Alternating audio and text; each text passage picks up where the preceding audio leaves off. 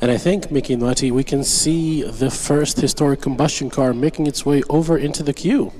Car number 40 from Eindhoven.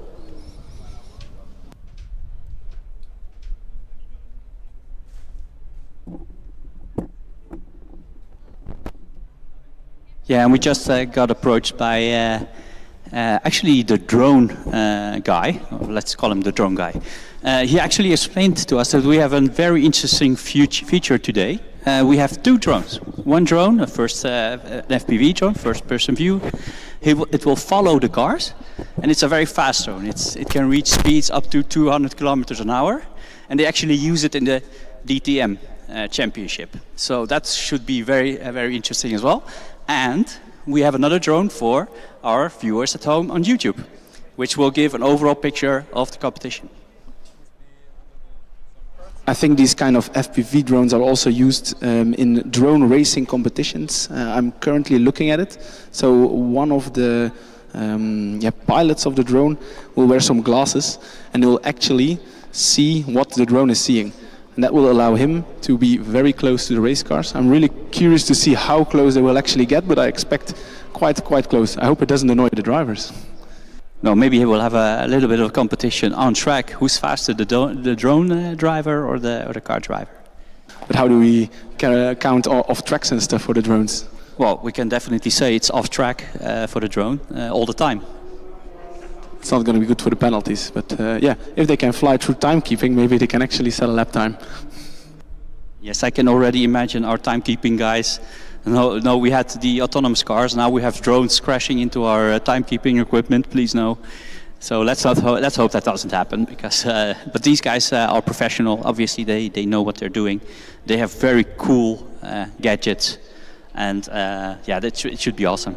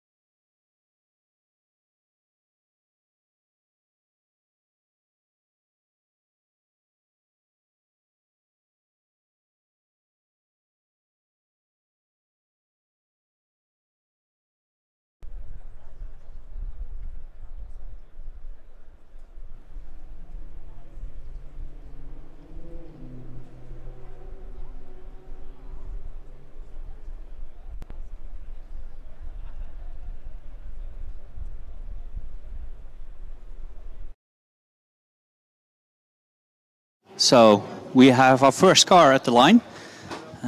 We have Egor keeping an eye on them closely. Which cars do we have in the queue? We have car number H40 from Eindhoven and H61, although I can't quite make out which the is name. Braunschweig. Braunschweig. That's a car that we know well from 2008. And also I think the Eindhoven car is quite an old one. I think both of these cars are at least 15 years old. So this is actually already awesome. Two of these ancient cars almost taking to the track. And also the Eindhoven car, which is very interesting because they have grooved tires. And they did actually quite well on the historic acceleration yesterday. And these cars were around when you were still a team member, right, Mickey, as Eindhoven sets off? Yes, a very aggressive exit from the start line. And so far no cones in the cone killer chicane, which is already an achievement. We can see the drone flying up there with the car, and he just about to enter the North Curve on track. And this is where he will have a little bit of an issue because he doesn't have any wings. But so far I'm not seeing any marshals run to pick up any cones. Carefully navigating the latter part of the track. Matthias? Yeah, I did notice one cone clip there, just transitioning towards the track, but that's only one, that's not too bad. True pendulum looks smooth, accelerating to the long left-hander, and ready to make it into the wing section. A bit of understeer there.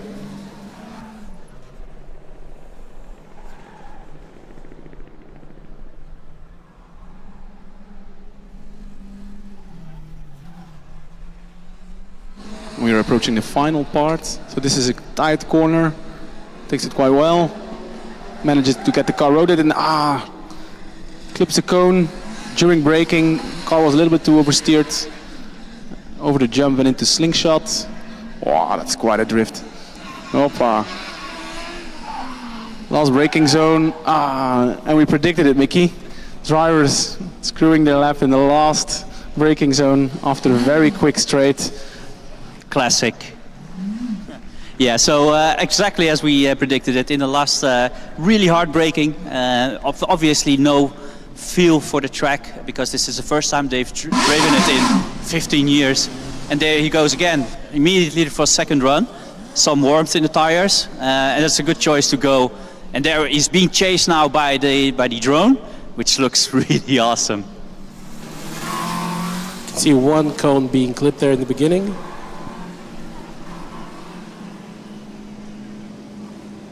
Yeah, we were wondering if the drone could keep up with the Formula Student cars, but it seems to have no issue whatsoever to follow this Eindhoven car. It's getting quite close over the car now to film it from a different view, rotating around it even.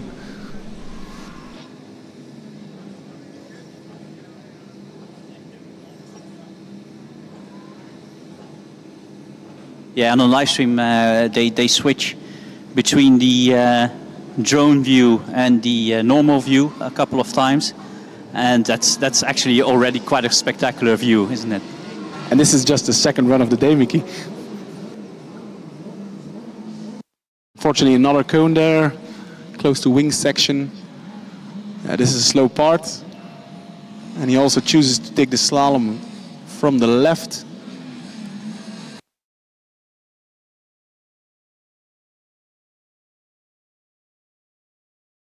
Again, the driver is slightly struggling to get the car rotated. Understeer during braking. Will he make the same mistake again? This time he's a bit more cautious on the brakes. Looks nice, unfortunately clips a cone at the end, but this looks like quite a good lap time. Yeah, actually, Matthias, it's 99.057, so that's 1 second improvement with respect to the first one. And here we have Braunschweig. Lions Racing, Braunschweig. Very nice looking car, very nice sounding car as well.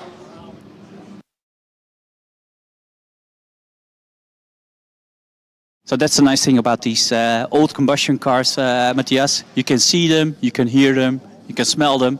And if they make a really lot of noise, you can actually feel them vibrating on the tent here. So that's actually something we are going to miss next couple of years. Yeah, with these combustions, you could actually hear the speed. Speed is being translated into noise. With the electric car, it's sometimes a bit harder to see how quick they are actually going because they're just so silent. And for electric, it actually means the more silent they are, the more efficient they are. And simultaneously with the Braunschweig car, we get a green flag for car 44 from Diepholz. That is great from the organizers to let multiple cars run, even in the historic event. Currently we have 2 cars, but I think they might go up to 3 cars in this autocross event. Yes, we do have Deggendorf about to line up at the green flag as well.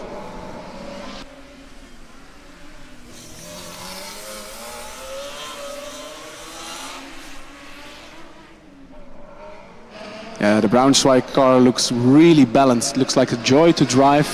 No mistakes whatsoever from the driver. Woo! Braked a little late, just as I say so. Commentator curse almost striking again, but he keeps it clean, keeps it on track. And immediately lining up for a second run.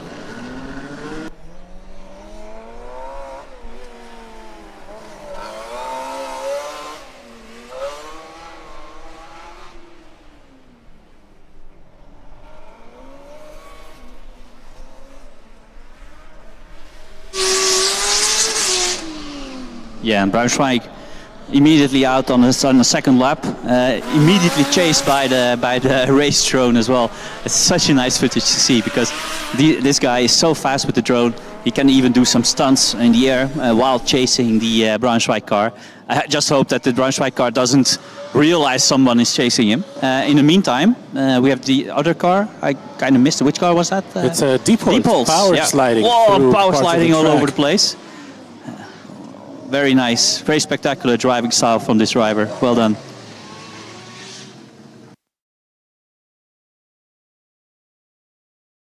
And I think actually the Braunschweig car has some mirrors, so the driver might actually be able to see that he's being chased by the FPV drone.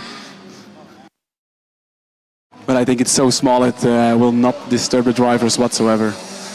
Meanwhile, Diepholz's car going at the track again. You can see how tricky that first corner is actually, coming out of the gates.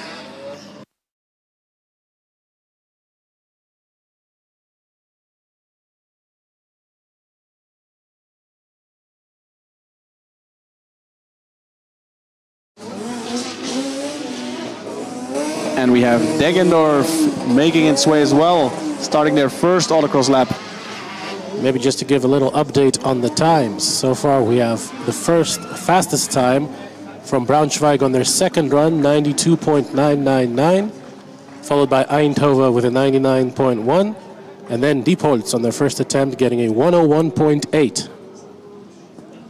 Yeah, and knowing these teams, they all go for the fastest lap time of the day, and this is not just about points, it's also about the last time that you can do this. So there's a lot of honor and a lot of glory involved with this event. So we will see the drivers do anything they can to put in a blistering fast time. And we see now Stralsund entering the track as well. Yeah, so this is the 2003 car, so that's a 20-year-old car, which is still driving around, still making a lot of noise and just sliding all over the place, but it looks beautiful, it sounds beautiful. Diepholz with some massive power slides at the back end of the track here. Massive slide out of this lane onto the straight. Clipping some cones and drifting all the way through the slalom to the line. Yeah, this driver has obviously played a little bit too much McRae rally, but it looked really spectacular, really nice to see. I don't think the Diepholz car had any section straight. It was just sliding everywhere. Big power slides, amazing to see.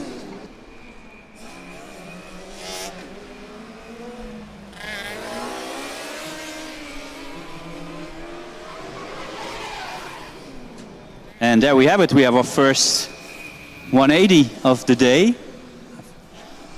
from Deggendorf. And they are in the way of the other cars that are approaching. The driver still has some time to recover. We already see some marshals approaching the car. And yeah, these guys are giving him the yellow flag. Normally that means that the car that is shown a yellow flag will get a rerun. Obviously Deggendorf has a long lap time for now, but the Stralsund car will get a rerun for this one. Doesn't really matter that much because they have more than 4 laps. Normally a rerun is a good thing, but in this case it's nice to have, but not really a vital thing, because up until 2 o'clock they can run as much as they can. You see Deggendorf after their spin going for their second run, and Stralsund as well lining up for their second run immediately. And further back in the queue I see H01 from TU Delft and H31 from TU Munich also getting ready. And just to give you the lap time from Braunschweig, you already mentioned, Matthias, that it looked really smooth and nice and well balanced. And it's a 92.99 compared to the 95 second from Diepholz, which looks spectacular, but still almost a 3-second difference. Yeah, that is a big difference actually, and a really good lap time from the Braunschweig car.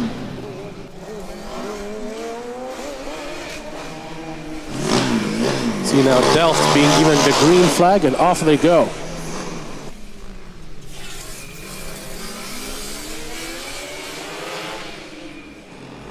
So the DUT10 it's called, the Delft car from 2010. They were champions here in that year as well. I think currently it's being driven by Robin, I'm not 100% sure, could also be Erik.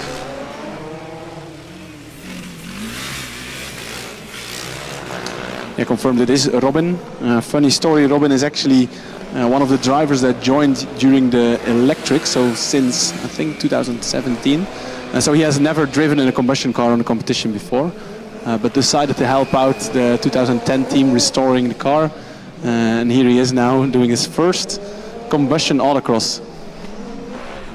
Yes, and far as I can look, these cars are pretty good, well balanced. That means they did have some testing time. Looking at the Delft car, it does have a little bit of understeer, as far as I can tell. You can see a lot of steering input from the driver. And here's Deggendorf finishing the second lap. And Stralsund hot on their tail as well.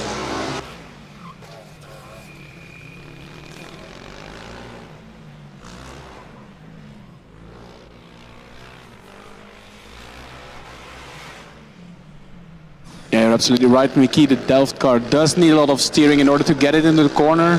Once it goes, the rear tires like it and they slide with it.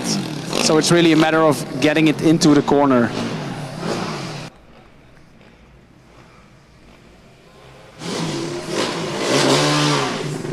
Stralsund going on their second run after their rerun the first time due to the yellow flag. And Delft lining up for their second run immediately as well.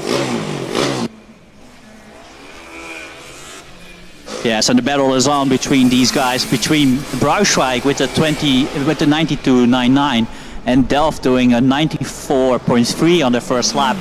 So the battle is really on, and let's see how close they can get it, and whether they will be able to breach the 90-second window. That should be very interesting.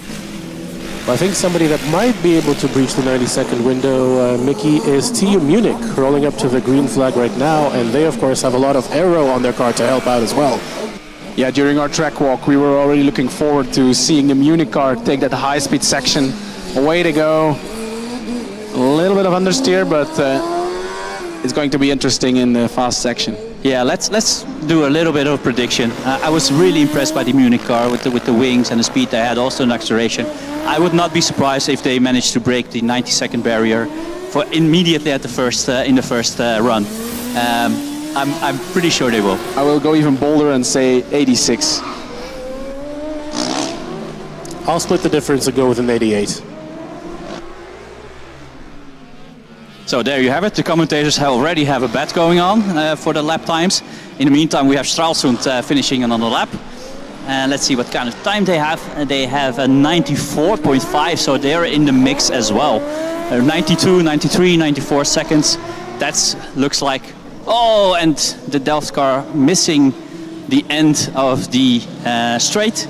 Fortunately, no one's harmed. It was a quick time, 90.9 as 5. However, this will have a 20-second penalty because it definitely missed the chicane at the end.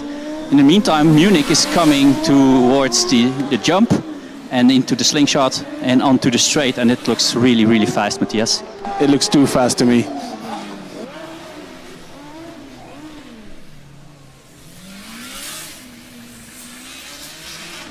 Yeah, there you have it.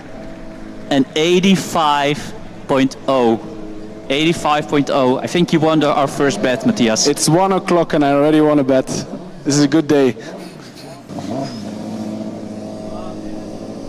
85 on the first lap. That is insanely quick. It's also incredible to see for the second one. Incredible to see the FPV drone hovering behind the car on the green flag and setting off with it. With this track, also during the track walk, I had the feeling it was quite quick, which definitely benefits the cars with downforce. There are not too many tight sections in there, and if you can keep quite some speed in some of these corners, yeah, those wings will work. He did lift a bit in the high-speed section.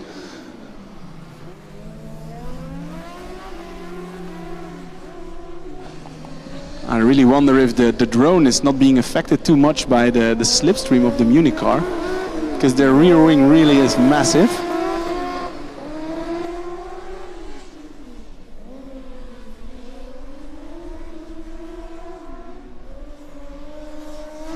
And we also have car H48 approaching the finish line on their first run. Very quick down the back straight. Braking a little too late and missing the final corner, but getting it over the line. Bochum with a time of 1:15.3. Okay, keep an eye on the timing screens because Munich is about to finish their lap.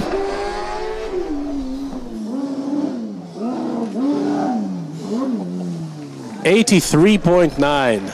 Wow, that's more than a second improvement on their first lap. Amazing. And yeah, you can see the last braking zone after the straight. A lot of cars making mistakes, locking up their rear axle, even spinning or going off track. And now we have our next aero car, car 62 from Regensburg. Also a car with quite some aerodynamics, so we should see maybe a sub 90. Well, it looks a little bit slower than the Munich car, but to be fair, that car looked really fast as well. So this is, I think, the first part of our question we had. Which cars will be faster, winged or without wings? Well, I think we have our answer. On this track at least, I think the wing cars have a little bit of advantage. Of course, we know that the Munich car is quick by itself as well. Probably good drivers as well. Yeah, but I think the wing cars will have an advantage here. I'm actually looking forward to the electric ones. Yeah, of course, there are no historic electric ones being invited here. And there's also a difference in rules, of course. I don't know from which year this Regensburg car was, but probably around 2015-16-ish. So there the rules were already adjusted, and you can see that from the rear wing, that they have a small rear wing, while the Munich car has a massive, completely wide rear wing, so they carry a bit more downforce with them. Not completely fair, of course, with all the different regulations going between, but yeah, the main goal is to have fun here, set some good lap times, and show the world what these historical cars are capable of. But still, it looks like a good lap from Regensburg. Keeps it clean all the way.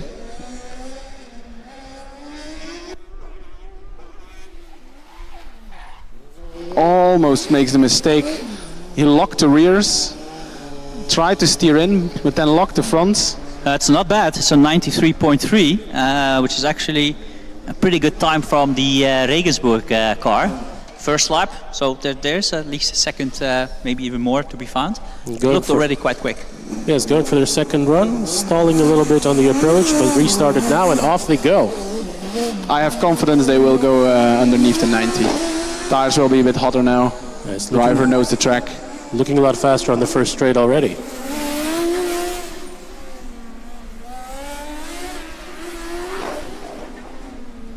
And taking a look at the queue, we have 4 more historic cars lined up. First of which is H74 from Erlangen.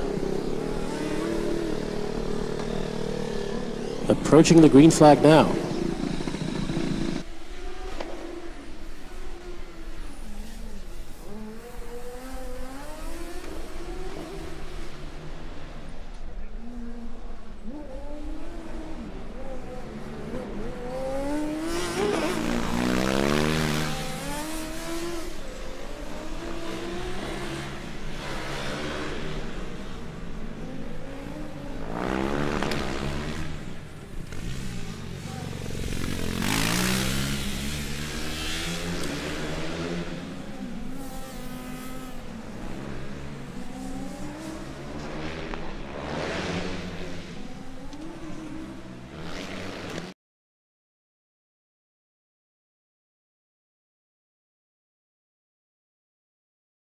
Erlangen about to finish their lap. Just a braking zone. It does a lot cleaner than before. And that's a clean lap.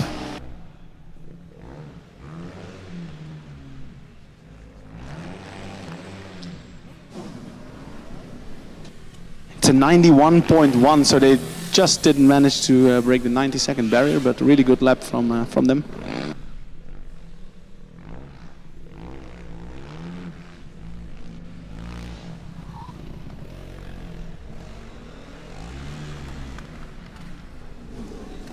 We still have the 2011 Erlangen car about to finish their lap. I think this is their first lap. So we've noticed that the cars without aerodynamics struggle in the braking zone here. Let's see what the Erlangen car does.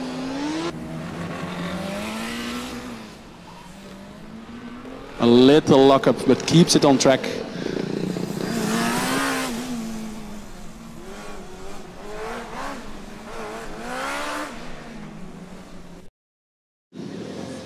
No moments of rest. The only moment of rest you have is this straight just before the finish line. That's it.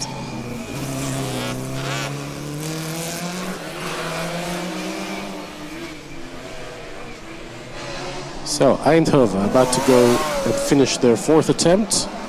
Matti, let's see if they get the 97 you're hoping for. I am confident. Clips a cone there just before slingshots. Let's see on the braking zone, tricky with that car, but the driver manages it perfectly. 96.5. I would round that up to 97. So I think it's a really good call by the organization to let the historic cars drive first. They can clear the track a bit in terms of dust and also lay down some rubber. So at 2 o'clock there's really no excuse for the other teams to not go immediately. Well, you say that, and there are already some teams planning to do just that. As Eindhoven went first in the historic, they also plan on going first in the electric autocross later. Meanwhile, Stralsund sets off again. Yeah, really with an aggressive start, but the car really looks balanced. Driver seems to be confident with it. Perfect first section. Yes, and while we were looking at the Stralsund car, the Diepholz car was again rally driving in every single turn, which is very, very nice to see. Oh, he just missed the last couple of cones. But this driver is having fun. I'm pretty jealous right now, aren't you, Matti? Yeah, definitely. The driver managed to park his rear wheels between the cones, and right in time he got it back on track without hitting any cones. Impressive stuff. We see H61 Braunschweig returning for their subsequent runs too. And Delft right behind. And we can see the Deggendorf car. They have turned on their main lights. It's not even dark yet, but it was getting cloudy. So, yes, so these are really bright lights. If they shine in our eyes, we are blinded a little bit. So there's no way we can miss that car out on track. Yeah, and it is already the weekend, so definitely blinding lights.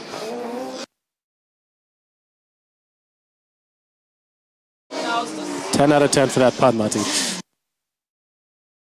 While I'm making jokes, the Stralsund's car absolutely looks planted. The driver's super confident everywhere on the limit. I'm curious to the lap time.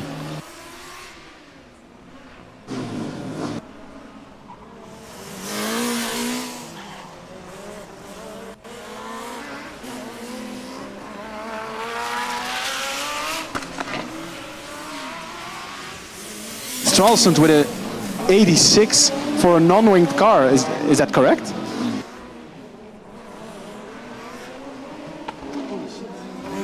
So this just goes to show you do not need wings to break the 90-second barrier. And you don't need a new car either. 20 years old. And we noticed immediately the driver, how much the driver was already on the limit, but not too much. So he wasn't overdriving the car, but he was so close to every cone. And actually that's one of the best driving I've seen today, and maybe even the last couple of days. So that's really impressive by the Stralsund driver. And the Braunschweig making the same classic mistake, braking too late, locking up. It's not enough course, they just took one cone with them, so not too bad. They grabbed one and they used it to knock over another. And there we see Valéncia coming around for their first attempt. Also another winged car, judging by the designs from somewhere 2015 to 17 period, I would say.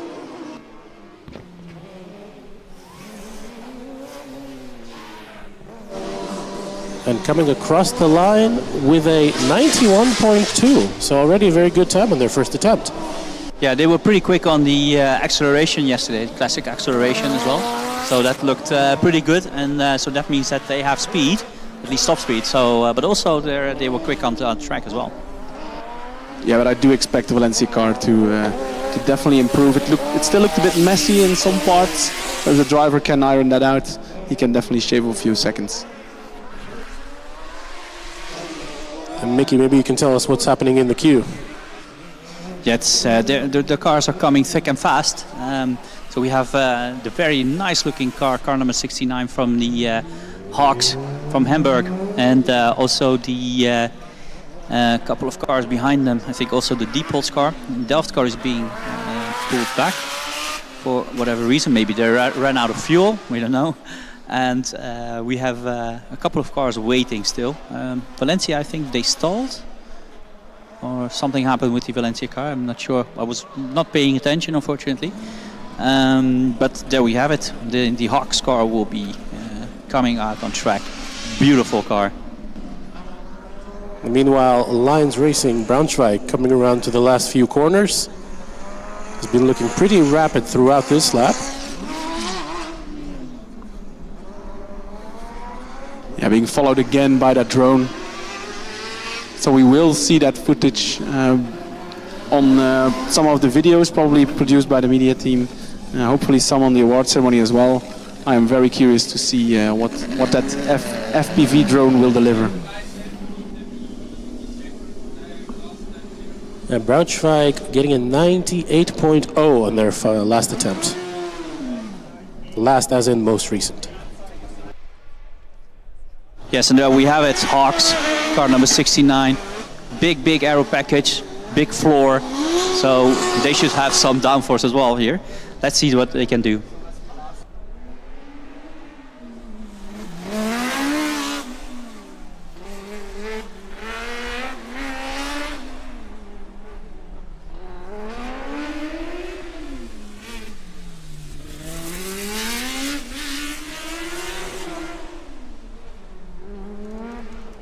So while the Hawks car is driving, looking below here, the FPV drone just landed and they're swapping out the batteries. And it's about to take off again. And there it goes. And along with the FPV drone, the car from Bochum takes off again as well. Very aggressive on the first straight. Not clipping any cones though, keeping it neat as the green flag is given to H44 from Diepholz.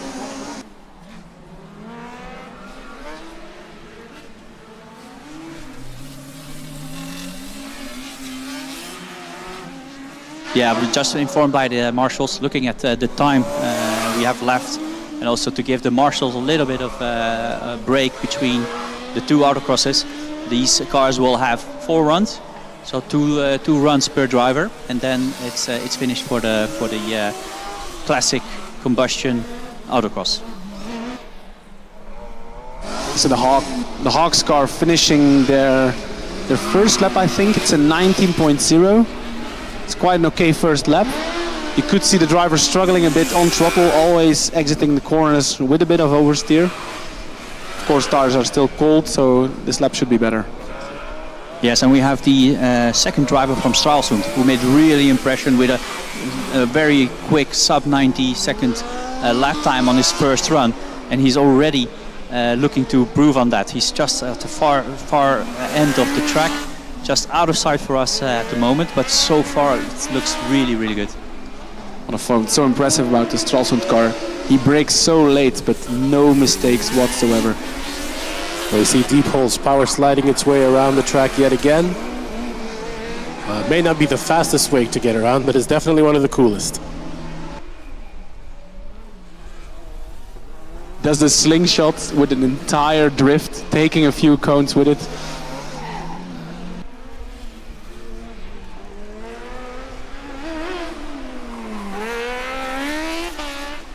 See Hawks making its way back to the infield on their second run and looking faster, I think. Yes, and a very impressive drive so far from the Stralsund car, coming up to the last chicane. Just clipped a cone on the last. The driver knew it, he felt it, but it is a, let's see, there's Stralsund, an 86.762, but I think they already had that. Now the Munich second driver coming to their first attempt, immediately getting the green flag. We have Hawks finishing their second run. Mickey, what time did they get? Yeah, Mickey is... The Hamburg car did the 86.057 in the second run.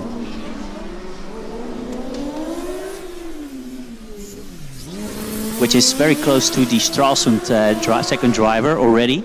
So we have a very quick time from Munich, which is already on track for their third run with an 83.89. Then we have the Hawks with an 86.05, and we have an 86.7. So very, very close together. Stralsund, Hamburg, and Munich.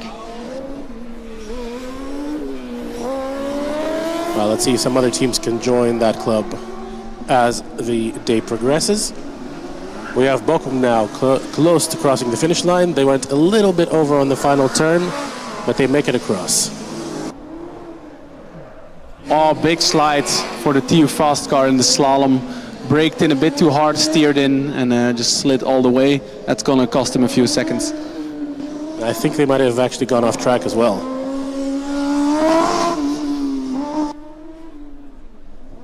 Meanwhile, the track is being rebuilt just before TU fast car arriving.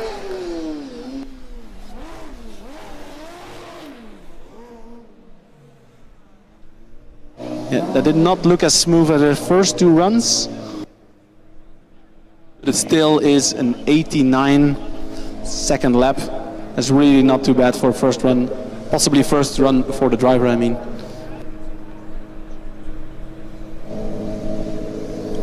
And I think the second driver of TU Munich going for their second run will be the last we see for the next few minutes. All the other teams have retreated back to the preparation area, but I'm sure we'll see a lot of them back for their second attempts very soon.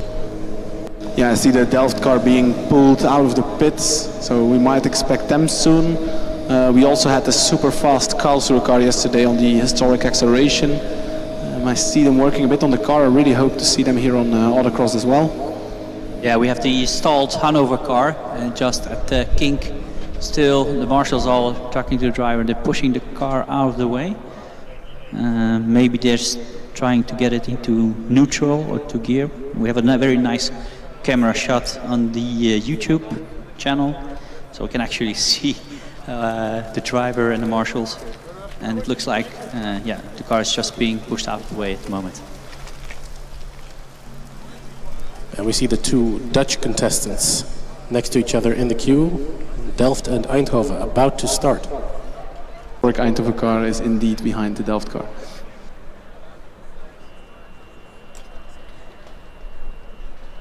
So this is the battle of the lowlands, isn't it, Matti? Really nice to see the evolution. And the historic cars just waiting for the track to be cleared by the marshals. I think the Hanover car was just pushed out of the way. and I think they will give the go-ahead to Munich. Of course, due to this small delay, tires of the Munich car will have to cool down a little bit.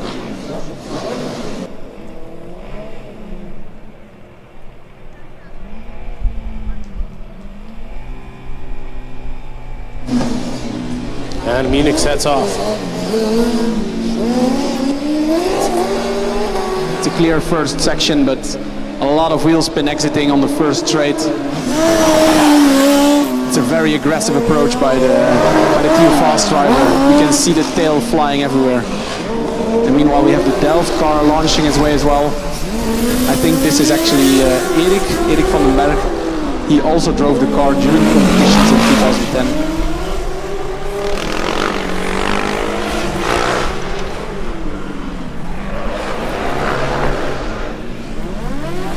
I saw a big struggle there for the Munich car. I think they clipped some cones and he drove over it.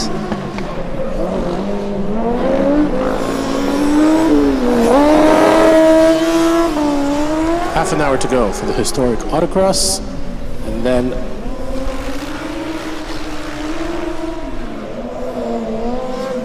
big slide for the TU Fast car. He's sliding everywhere, but it's a clean slalom this time. Just as I say so. He starts sliding, hit a few cones. The commentator curse really does exist.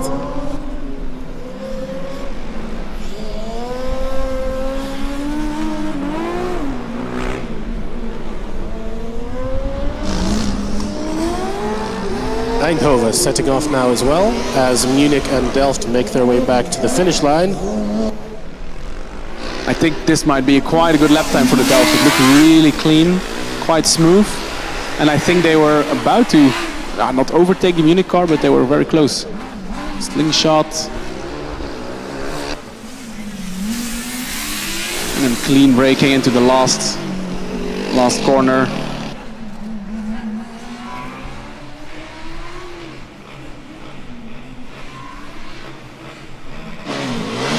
And it's a 93, so it is slower than their fastest lap, which hadn't, of course. And away they go again. Tires are a bit hotter now, of course. First section looks quick. No drama there. As you see, Eindhoven now making their way back towards the finish line.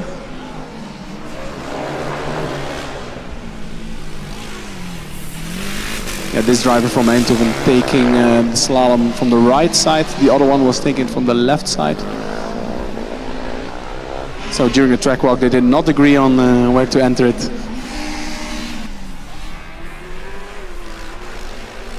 Eindhoven now in slingshot, sliding the back around. Driver enjoying himself. Braked in time, no drama there. And that's a clean lap.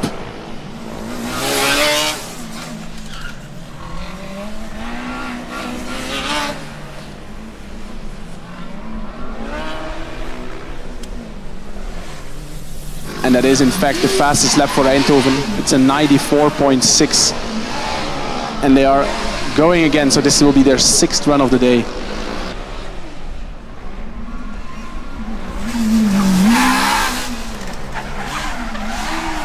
Delft now into slingshot. This looks visibly quicker. Braking on time, unfortunately clipping a cone there.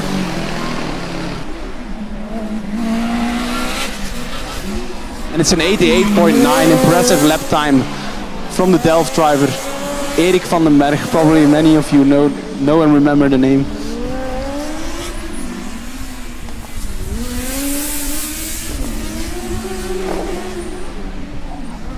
Yeah, so we still have 25 minutes left in this classic autocross, the last one for the combustion here at FSG anyway. And we still have 25 minutes, so that means we still have quite some action. I think the organizers will, well, at least allow some cars to drive, maybe another 10 or 15 minutes. As long as their car is willing to drive, they should be allowed to. Yeah, indeed, if the queue is full and the historic cars are ready to go, why not? Meanwhile, we had the Valéncia car being launched again on track. They struggled to get the car started for their second run, so I think this is their second run. I expect quite a lot from the car. It was super quick yesterday on acceleration. And we see Eindhoven finishing in Regensburg, not too far behind them.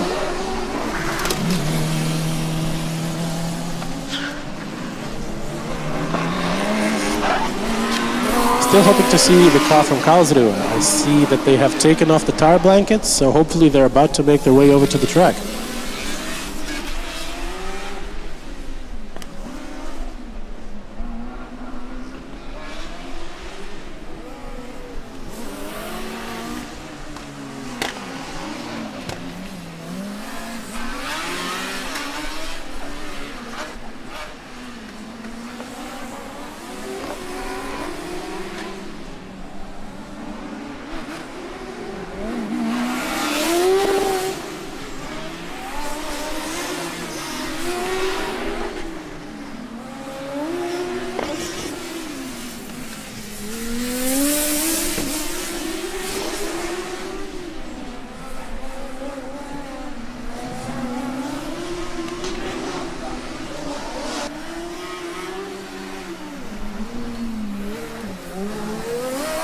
Bochum coming around on their, I don't even remember which run, but the driver's having so much fun, so by all means, we want them to enjoy this as much as possible. Yeah, I've seen them a few times already here. Lock-up, but driver manages to control it, manages to get the car slowed down before the last corner.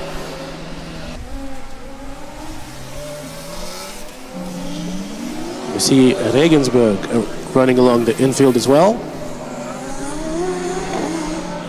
And Bochum was steadily improving their lap times, so it's great to see. Oh, big slide for the Regensburg car, just before the horseshoe. A big slide into the sling as well, coming out of it. Smooth and steady. Slowing down nicely for the last little slalom, sliding around it a little bit and across the line.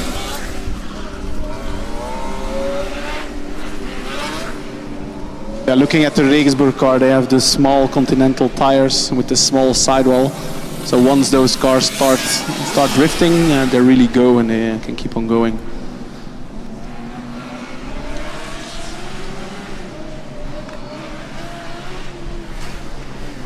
And to give a small update on the queue, we have 4 cars lined up right now. Schweinfurt, Delft, Erlangen and Hox Hamburg.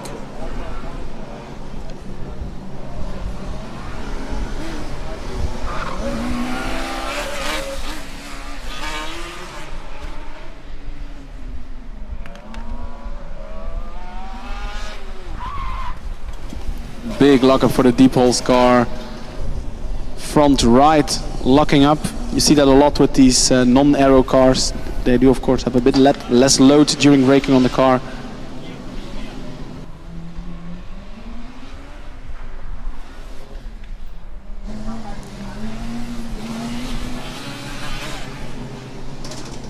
Schweinfurt stalling on their approach to the green flag, and so Diepholz is allowed to go first. And they set off. And now Schweinfurt approaching the green flag. Yeah, and Bochum finishing their 8th lap with 92.9, so the driver is improving every lap by quite a margin. Our commentator timing sheets did not account for 8 runs, so I had to open the other timing in order to see the lap time. Well, you might need to open it again, Matti, because Bochum is about to go for run number 9.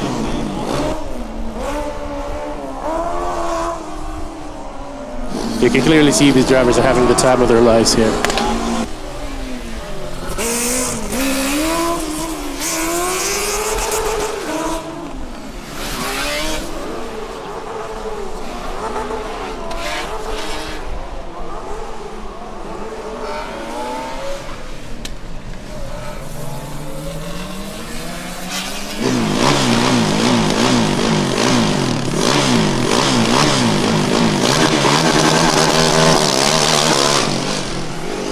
That was the sound of the Delft car setting off on their 5th run, I believe. So that's what I heard. Here you go. That was your microphone. Just listening to the Delft lawnmower car. Okay.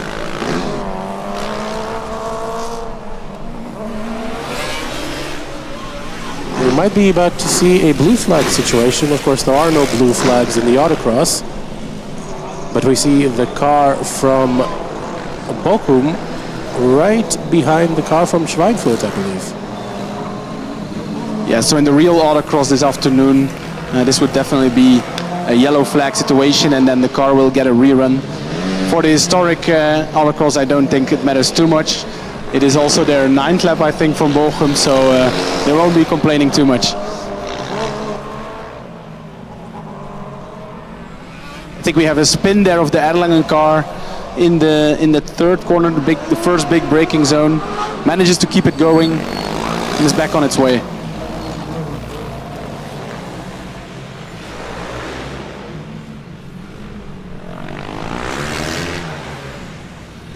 The Delft 2010 car about to finish their lap. In horseshoe now, over the jump and into slingshot. Keeps it clean. Yeah, the split time is already pretty quick with a 44.21 from Delft, so that should be a little bit of an improvement. It's an 89.8, so not a big improvement, or not improvement at all, but still a very decent time from them.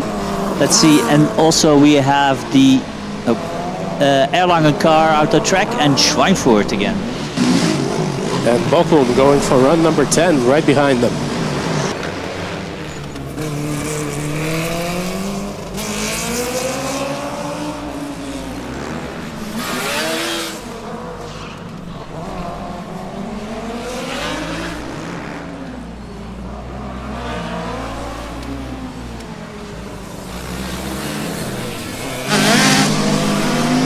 Hawks setting off on their next run too.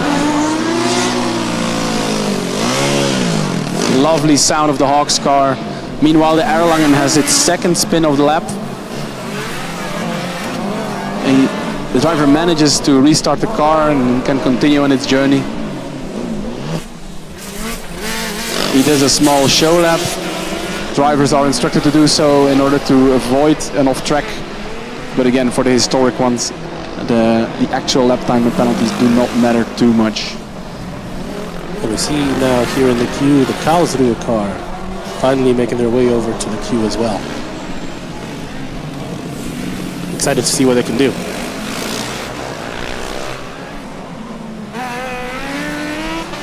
And I think the Schweinfurt car got a present.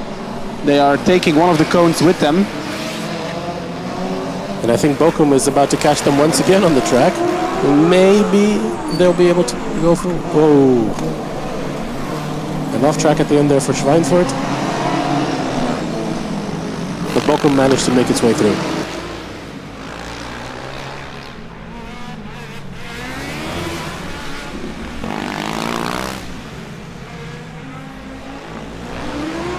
Hawks now coming up on the finish line. Keeping it smooth through the final corners and across the line with a time of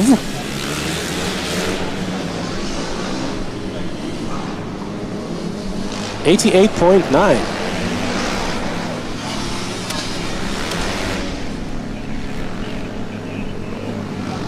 Delft on the main straight. Nice braking, no drama there. 89.75. So their best time was an 88 point something, so they did not manage to improve. Hawks going for their next run immediately.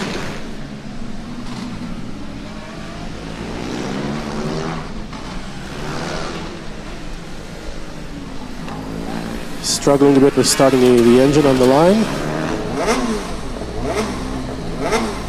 It's a lovely sound. Yes. And off they go.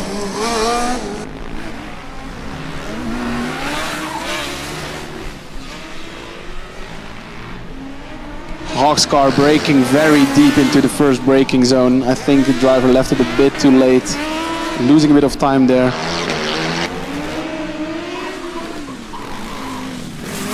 Spectacular stuff from the Erlangen car as well. Braking also a bit too late on the main straight, locking the rear wheels, but the driver kept it under control and had a clear last section.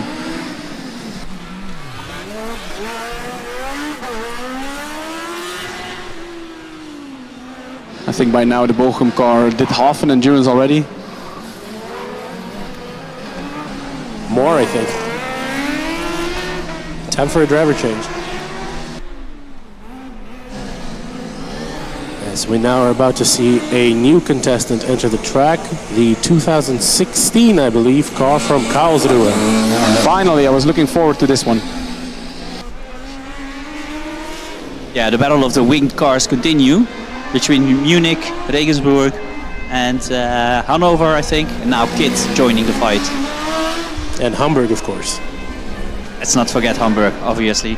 There's no hawks without wings.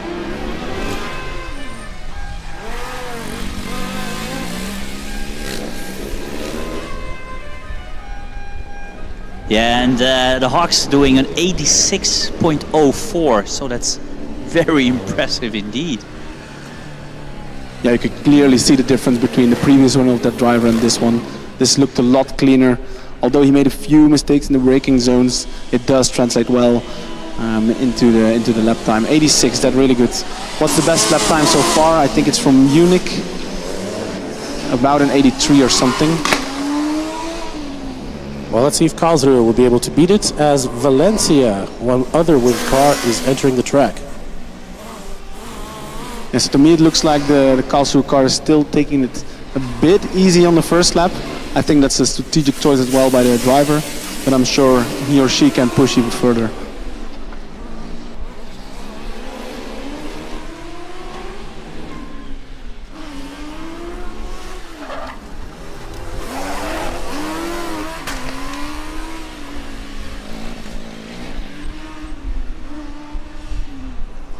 Kit for the first run, a 90.5, so just above the 90-second mark, but there's a lot more where that came from, so that was their only first run and they get a couple of more runs. Yeah, really, what the driver was really keeping it a bit cautiously. This already in the first corner looks quite a lot more aggressive, late braking into the first braking zone.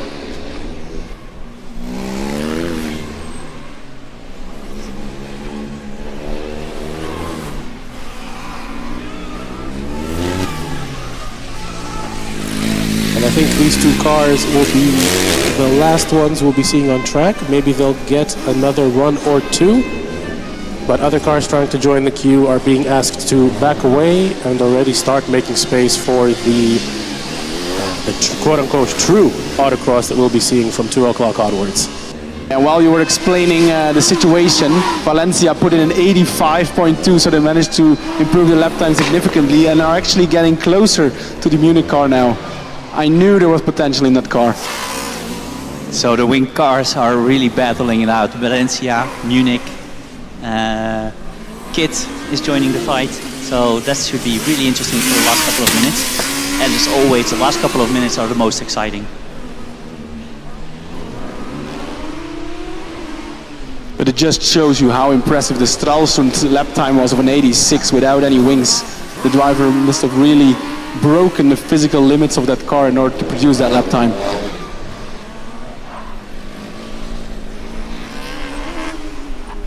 And Kit with an 85.9, they improved 4 seconds over their first lap time.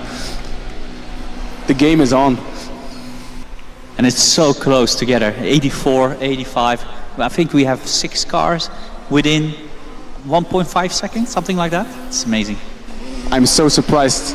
Cars from all over the past years, a random collection of rules, and then they're so closely matched here on Autocross. And even on acceleration, they were very closely matched.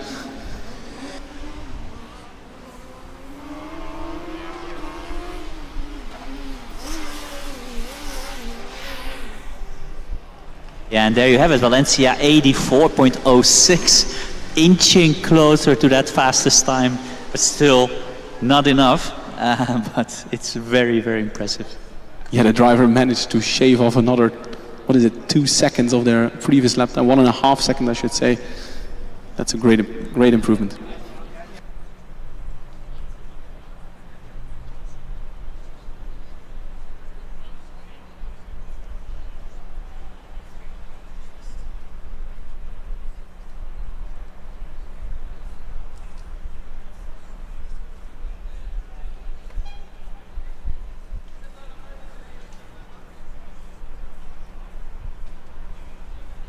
And it looks like, Matthias, that this is it. For now, I don't see any cars in the queue. There's no cars in the queue. I'm hearing that KIT, theoretically, will still be allowed to do their 2 runs because they have not completed 4 yet. So there's still some final checks being made to see whether any more runs will be seen.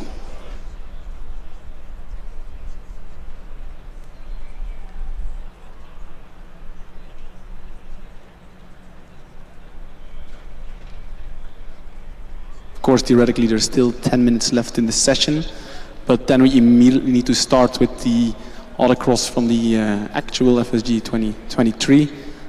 So, of course, you do need a little bit of margin there in terms of time. Let's see what the officials decide, if we will continue or not.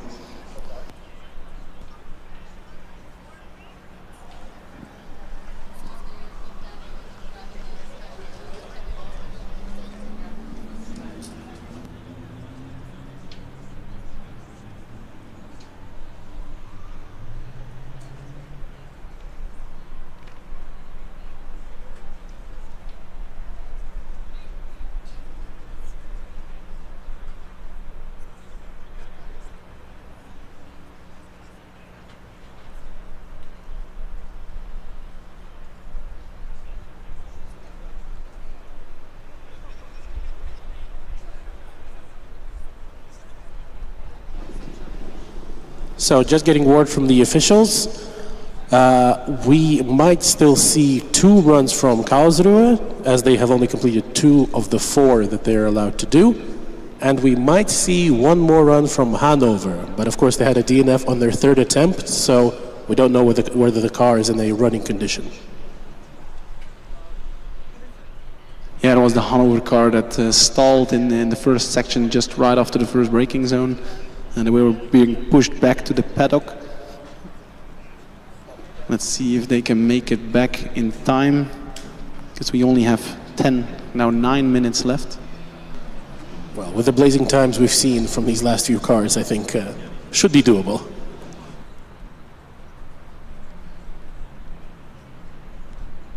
But yeah, I would definitely love to see the Karlsruhe car again. I do see it in the distance. They probably need to do a driver swap.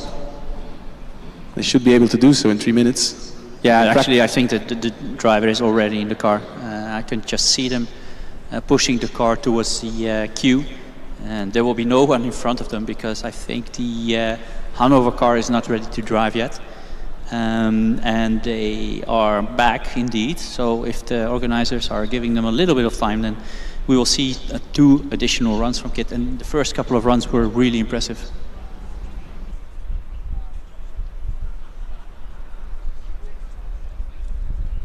And we see the car from Braunschweig have made their way into the queue as well, but I'm not sure that they will be allowed to run.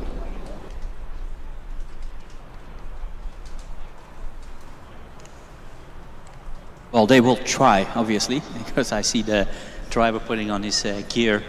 I think official is just telling them, okay, guys, you had already had 4 or more runs, so unfortunately that's it. Only car that is allowed to run is KIT, because they didn't complete the 4 runs yet. Yes, and looking at the electric queue right next to it, there are already, I think at least 10 cars lined up. So we're really going to be seeing some non-stop action. Hopefully everybody will stick around to see the active participants in this year's FSG perform the autocross as well, see how they stack up to the classic cars. Yeah, looking at the queue from the next generation of cars, it looks pretty impressive. Big wings, electric cars. This should be a very, very fast competition as well. Not nearly as spectacular as the classic combustion, but still. Well, there are some modern day combustion cars sprinkled in there as well, so I think that'll be particularly interesting to see how they compare and whether any of them can beat the 83 seconds, was it, Matti, set by TU Munich? Yeah, 83.9, so very high 83, followed very closely by the Valéncia team, 84.0. Then we have Karlsruhe with an 85.9, so if they can shave off another second from their lap time, they might actually sneak first place from Munich. Well, let's see how they do. They're about to approach the green flag.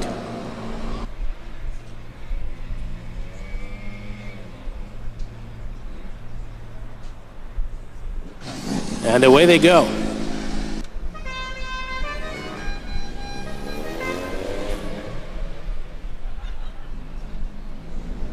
Yeah, so we saw this from the first driver as well.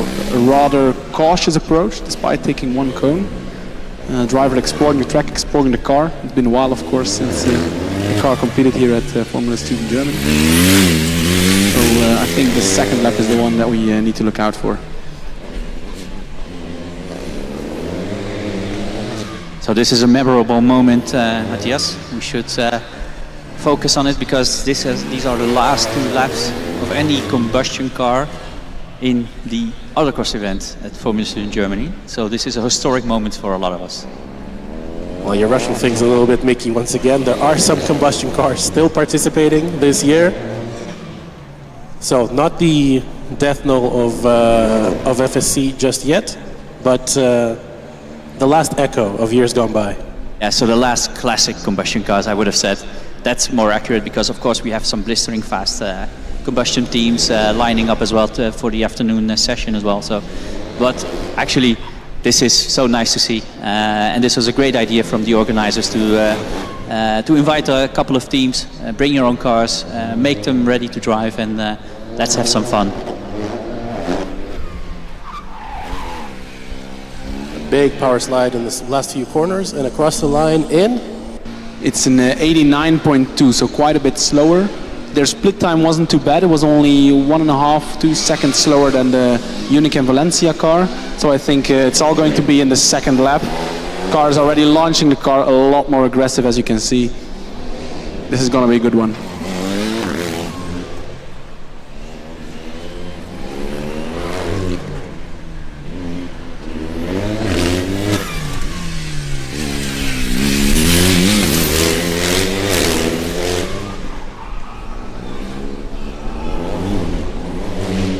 I hear a lot of tires, which means the driver's really pushing it. I think the driver's really braking hard in many of the braking zones. In the first lap, he was even locking all 4 wheels there on the straight. Yeah, I saw him clip a cone quite hard there on the hairpin around the Nord curve. It flew so high in the air, I could see it from here, flying over the fence. So their split time already was a second faster than the first lap. Looking a little bit twitchy, but really, really quick.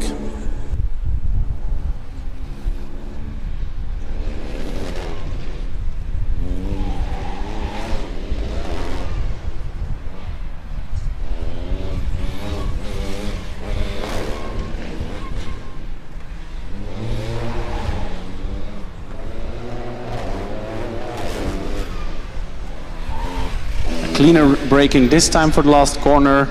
And it's an 87.1, so a 2-second improvement by the driver, but he did not beat the Munich or Valéncia time.